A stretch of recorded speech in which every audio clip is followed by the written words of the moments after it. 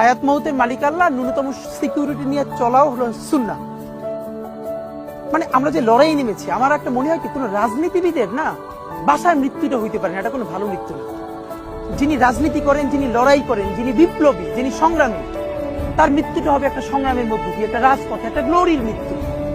আমি তো ভীষণ ভাবে প্রত্যাশা করি, আমি ছোটবেলা থেকে এই স্বপ্নটা দেখি, অনেক জায়গায় বলেছি, একটা তুমুল মিছিল হচ্ছে অন্যায়ের বিরুদ্ধে, সেই মিছিলের সামনে আমি আছি, কোনো একটা বুলেট এসে আমার বুকটা হয়তো বিদ্ধ করে দিয়েছে, এবং সেই মিছিলে আমি হাসতে হাসতে আমি শহীদ হয়ে গেছি।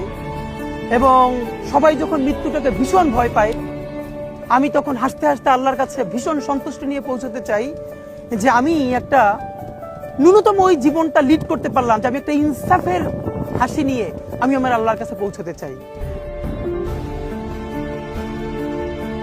আমি চিরবিদ্রোহী বিশ্ব ছড়ায় উঠিয়াছি একা চিরোন্নত মানুষের